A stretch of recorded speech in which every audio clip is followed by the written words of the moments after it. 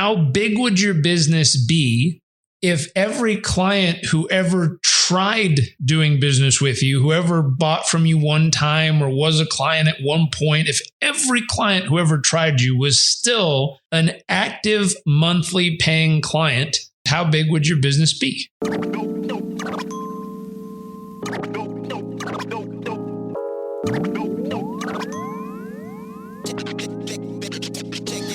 What's up, I Digress listeners? If you've been listening to I Digress, you know that I Digress is all about providing marketing strategy to help your business grow. John Jans is the real deal on the Duct Tape Marketing Podcast. He's one of the leading small business marketing experts. Over 25 years of experience as a marketer, as a speaker, as an entrepreneur, and as an author. Listen to the Duct Tape Marketing Podcast that is designed to give you marketing tips, tactics, and resources to grow your business. Something I love about the show is that John never shies away from asking the tough questions. Things like, is your core audience the audience you want to have? And does your business solve a customer's problem? Some of the episodes that I listened to recently was how to create marketing that can't be ignored. Ooh, that's a good one. Narrowing your focus on your ideal customer. Don't we all need to do that? The Duct Tape Marketing Podcast, hosted by John Jans, is brought to you by the HubSpot Podcast Network. Wow, that's a really good question. I would say for me, I think the shifts in my business and where it's gone has changed. So let's say the first client that I ever had in year 1 would not be the same client that I would want to have in year 6 of business, because the pricing, the temperament, and the mindset was completely different back then. There's this lady I met. She was struggling because of the pandemic. She's a professional baker. She bakes those giant fancy wedding cakes. She's based in London, England. So she has, weddings and corporate event, like these massive, beautiful multi-$1,000 cakes. And at the time COVID happened, she moved out to the countryside. She was around nobody who could afford her cakes because they can't afford that in a little village, she said. And I said, well, wait a second. All your sales are based on one-time sales. I said, how many people have ever bought a cake from you? She thought about it and was kind of puzzled, and she smiled and looked up and said, if every person who's ever bought one of my cakes was an actively monthly paying client, she goes, honestly, I'd own the BBC. Well, why aren't they? Why aren't every person that's ever bought from you an actively paying client? Now, you made a distinction. I don't want the clients at that price point, at that stage, with that mindset.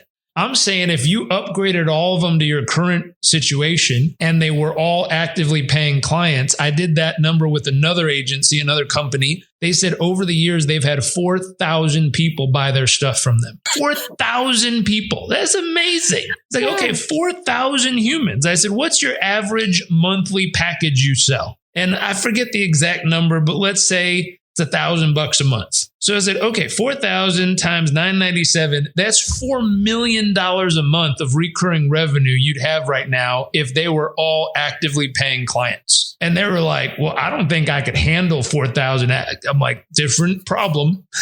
But let's handle the real problem. Why aren't they still actively paying clients? The good ones. Why aren't they still doing business with you? This is a question worth thinking about at least once a week for about 30 minutes. It's worth writing down and saying, why are people quitting me? Why are people deciding that it's insane to stay with me instead of insane to ever leave me? What's up, digital world? You're listening to the I Digress audio experience with Troy Sandidge. Social media, marketing, storytelling, business, culture, and more. Coming to you in 3, 2, 1. If you're like me and you're like, ooh, I want to listen to the rest of that episode, it's How to Achieve and Maintain a Growth Mindset for Your Agency by Agora Pulse's Agency Accelerator podcast that explores ways to grow and scale your agency with some of the most trusted brands and experts in the industry. If you search Agency Accelerated wherever you get your podcasts, or if you want to see the live video version, Agency Accelerated Agora Pulse on YouTube, you'll see the playlist, and then you'll see How to Achieve and Maintain a Growth Mindset for Your Agency episode. Click on it, watch it, and learn. You know what that sound means? We're about to dive right into a strategy accelerator brought to you by Agora Pulse. The reason why I wanted to start this episode off with the strategy accelerator is because it is about to be the nucleus of this entire episode. Now let's go back Jarek said a lot of amazing stuff. And I love how Stephanie Liu brought up the point. If my customers, when I first started my business, were still with me today, the price point will be different. The services or products may be different. I'm different, so I'm expecting a different type of clientele, personality type, maybe location. But let's say all those variables were transferable to your ideal customer profile, right? And you saw him doing the math. If they all were active members paying you something a month, not only think about the multitudes of revenue you have generated. Think of how massive your community would be. I'm going to say it. When you're thinking of buyers, advocates, and elevators, the relationship status of Bay. On top of all of them being active members. They're not leaving you. They have the same romanticism, infatuation, loyalty, commitment, desire, level of attentiveness as they would to their iPhones if they're an iPhone user, or to their sports team. Whatever the scenario, the analogy hits home for you, they're that level of loyalty. And they're like, no matter what, I'm giving you something a month. And let's say the bare minimum of entry is $1,000 a month.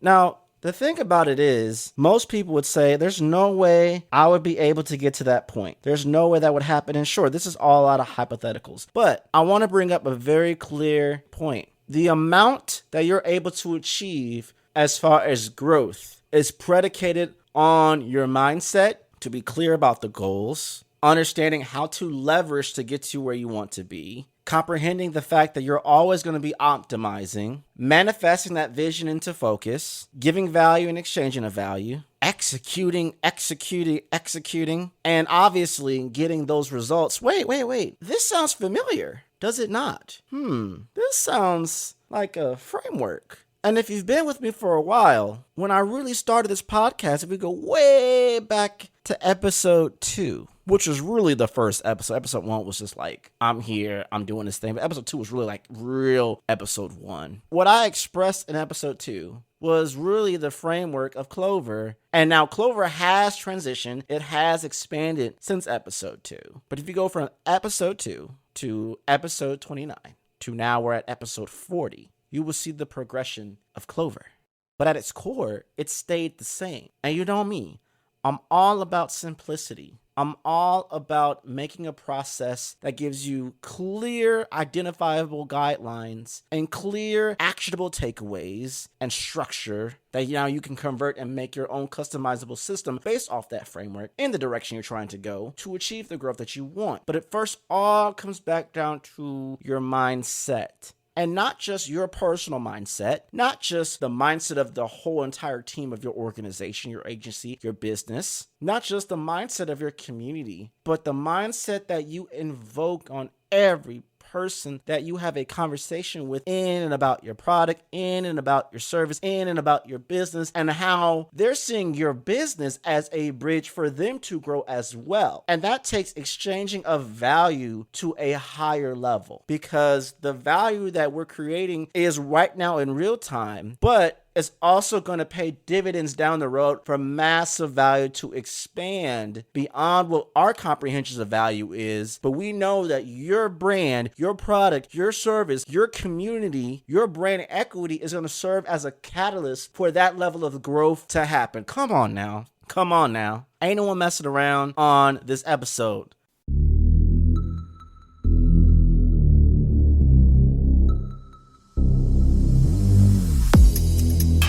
If you've been listening to I Digress for a hot minute, you've heard me talk about the 6 pillars every business needs. Simple, scalable, sustainable, systematic, speed, and successful.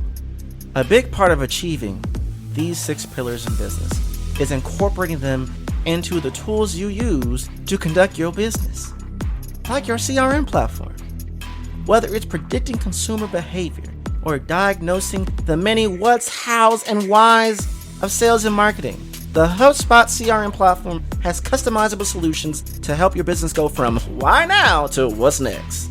Many CRM platforms are either over-engineered, can we be real for a minute, or clunky and unreliable, costing more time and money than they're worth. If we can be 100, let's keep it 100. A HubSpot CRM platform means you have a purpose-built solution that's tailored to your business and your business alone. So whether you're just getting started or looking for a robust system, HubSpot is ready to scale and grow with your business. With new features that allow HubSpot admins control of their accounts like never before, there's never been a better time to check out what the HubSpot CRM platform can do for you and your business. Learn more about how you can customize your CRM platform with HubSpot at HubSpot.com.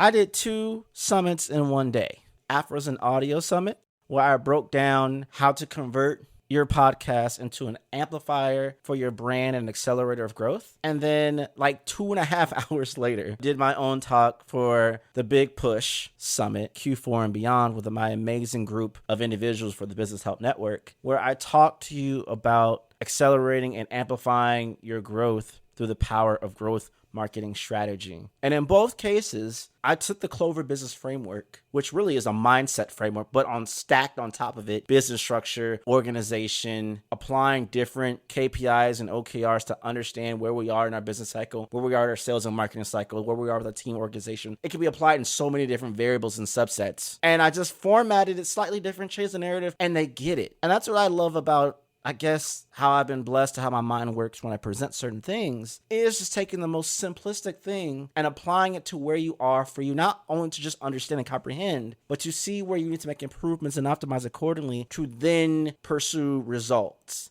And it's supposed to allow you to do the deep work. Everybody wants to grow. Who's going to say no? But most people do not do the deep work. They don't do the deep work. I want to ask you a couple of questions, and I'm going to make it all make sense in a minute because you know how I am. Do you want to make more money? Do you want to create more revenue? Do you want to generate more ROI? Do you want to increase brand awareness? Do you want to build your community? Do you want to improve your marketing? Do you want to optimize your sales process? Do you want to accelerate your growth? If you're in business and serious about business, of course you would say yes to all these things and more. You'd be crazy not to. But the thing is, most businesses are trying to achieve all of this on their own and are failing miserably. So stop failing and start strategizing. And I like to tell you this too, that I work with businesses who are aggressive, growth-minded businesses. That means they're not only aware of the growth that they're trying to achieve, they know what the destination is. Now, they may not know how to get there, but it is clear and obvious as day. They know what goal they're trying to achieve. And that's half the battle. Half the time people come to me and they're like, "Troy, I want to grow. I want to make this money. I want to do this thing." And they have all this stuff, but they don't have a clear, concise destination where we have to unpack some things. Okay, well, you want to get to 7 figures. Okay, how many people is on your team? How much of the time do you want to learn more things to offer more services and products? How much do you want to learn how to do ads? Or do you want to rev up your money to invest in hiring more staff that can do things better than you? And that's a longer term process, but it's going to be more sustainable process for you to scale. Now, on the flip, is your marketing achieving the numbers that you want? Are you not getting the conversations that you want? Okay, where are the holes? Where are the loopholes? Where are the friction points? We can get so lost and not have a big picture and then work our way through, reverse engineer it backwards and seeing where we lose in the eye of the customer. Why are we getting such a high bounce rate? Why is our conversion so low? Half the battle to increasing your traffic from your website is understanding what you need to fix on your website in the first place. Well, then let me introduce you to this free tool. Ahrefs will discover optimization opportunities for your website and help you get more organic traffic. You'll see which keywords your pages are ranking for. You'll understand how Google sees your content, which is key and critical, and discover what changes you need to implement to improve your visibility, therefore allowing more people to know you exist so your traffic can go up, so your bounce rate can go down, so your sessions can increase, so you can have more conversions. Visit Ahrefs, ahrefs.com/AWT, which will also be in the show notes of this episode. Sign up for the free tool, connect it to your website, and you're all set. Is it our messaging? Is it our targeting? Is it our positioning? Is it the person having the conversations? Are we not having enough conversations? Are we hitting too hard with the sales process, with the CTA too early or too late? Is the messaging ambiguous? Is the brand ambiguous? There are so many things. But when you have a growth mindset, here's the thing. You're going to humble yourself and you're going to do whatever is necessary for you to grow. I want to give out a shout out to my coach, Coach Lonnie. I hired him as a personal trainer and my goodness, what a transformation. And yet I'm not seeing the growth that I want to be yet, because obviously when you're trying to improve your health, your physical, mental, emotional well-being all in unison to not just achieve a certain level of physique or stamina or visual appearance within your body that you want, but finding the ability to be in oneness with everything, right? And I love how he has brought me through a lot. He's focused mainly on the mind. Yes, you have to work out and go to the gym and do all these things, but a lot of it's nutrition. A lot of it is counting your micros and your macros. A lot of it is being very disciplined and food planning and saying no to a lot of things out of convenience so you can cook real meals, be healthier, and know that you're playing the long-term game. In the same way when it comes to business, when you have a growth mindset, you're going to relinquish all of these chains that says I can't, and you're going to say no to things that don't serve you. You're going to say no to those things that don't help you grow. And so I work with growth-minded businesses because they're ready. They're financially ready, or they're ready to invest in some way, shape, or form to really put in the deep work, understanding that we're going to go mega deep on how we're going to come across this whole process, and understand that it is a long process. Growth takes time. I'm not a miracle worker. No one is.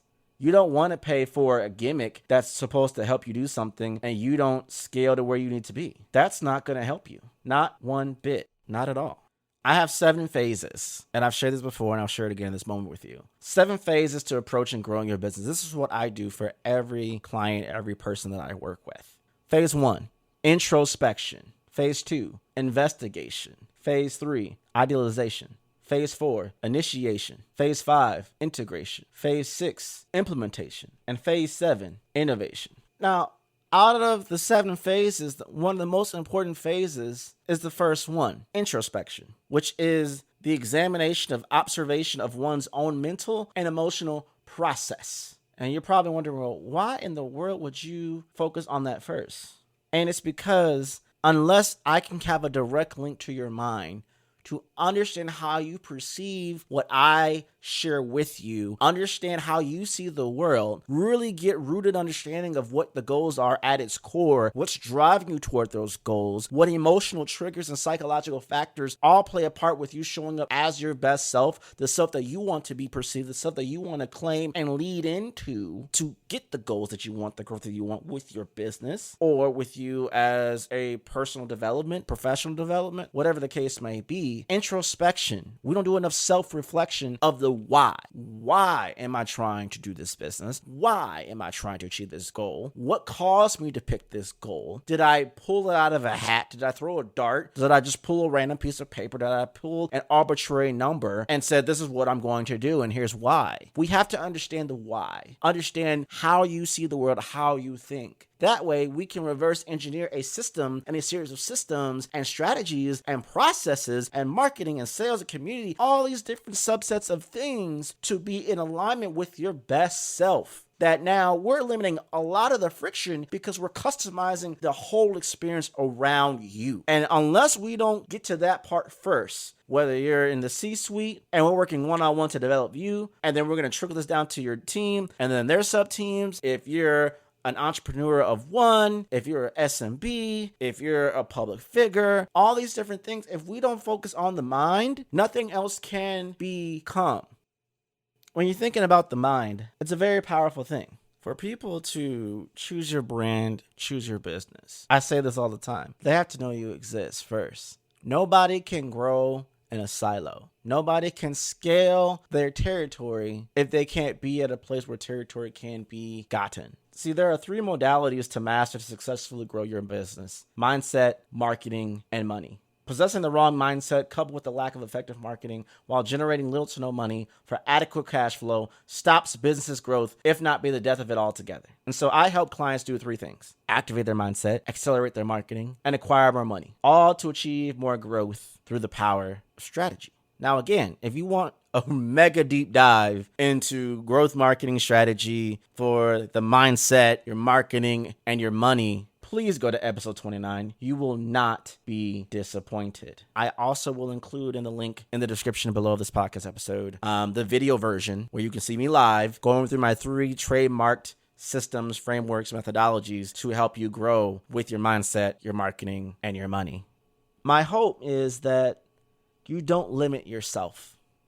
At the time of this recording of this episode, we're hitting the holiday season. There's this immense pressure, no matter what industry you're in, no matter what sector you're in, no matter if you own a business or a part of a business, or you are the business, to finish this year off strong with a massive amount of growth and begin next year off really good with new growth, with new opportunities, since people really want to open up their pocketbooks in Q1, and they may not want to open their pocketbooks in Q4 so they don't incur any more expenses. There's so many variables and levels to this growth, but for this particular episode, I really just want to focus on, concepts. And I've gone mega deep. That's what episode 29 is for. I've gone mega deep in various assets of growth and how to achieve that growth.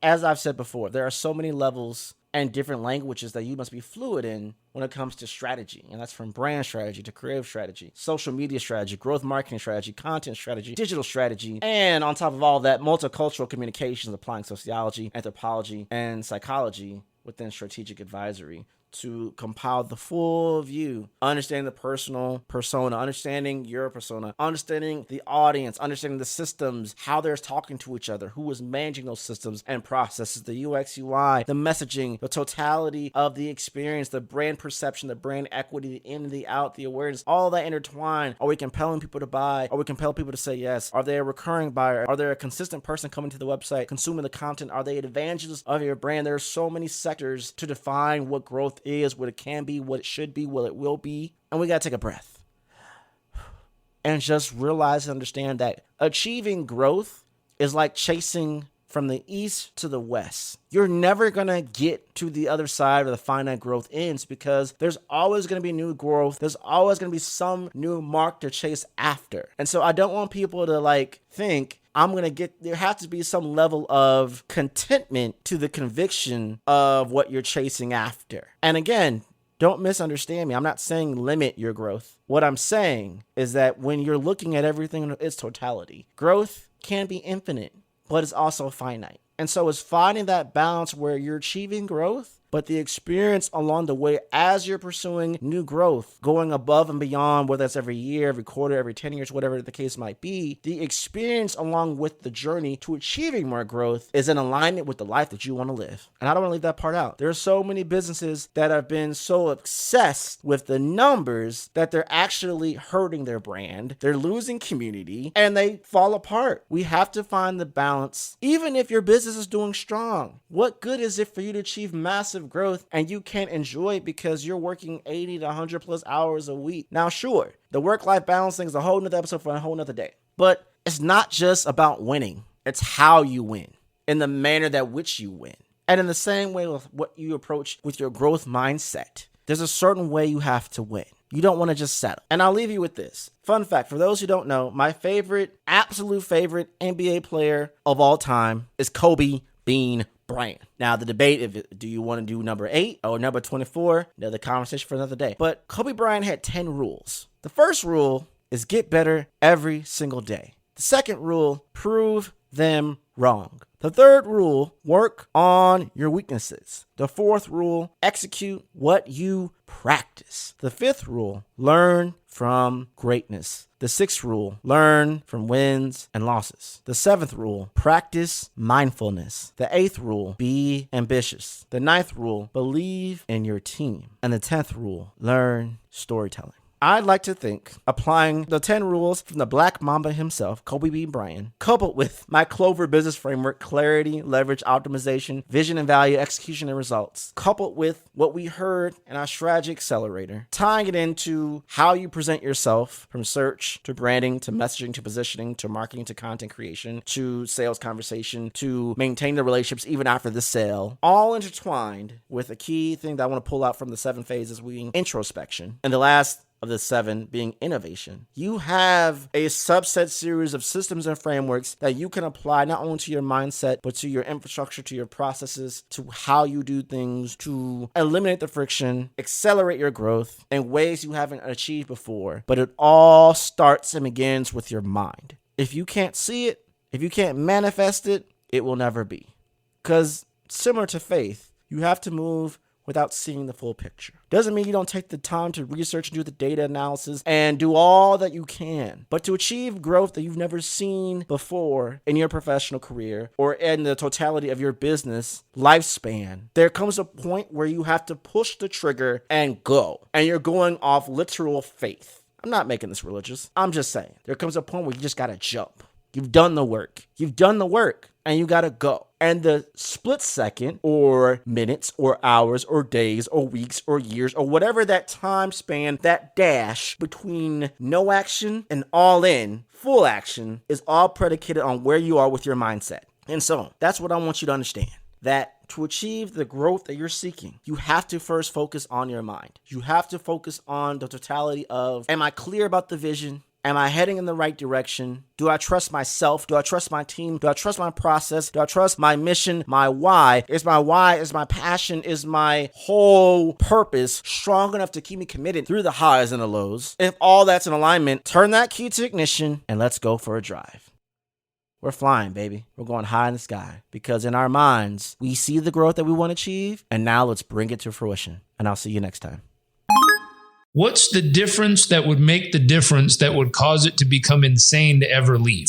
How do they actually find out what's the difference that will make the difference? Couple ways. One is a process I was taught by a business mentor of mine that's called thinking time. And what I mean by that is taking a pen and paper, not a keyboard and a mouse. It's a pen and paper to get it out of your mind. And you're going to sit down in a quiet place with zero distractions, flip your phone over, turn off all the noise, and set a timer for 30 minutes. And for 30 minutes, repetitively answer, what do you believe the difference that makes the difference is for clients choosing to do business with you or clients choosing not to do business with you? What is the one thing that actually makes the difference in them making that choice? You will get some really thoughtful answers. I would narrow it down to your top 5 and then take those and go ask. Ask your client, is there anything worse than someone who gives you everything they imagine you want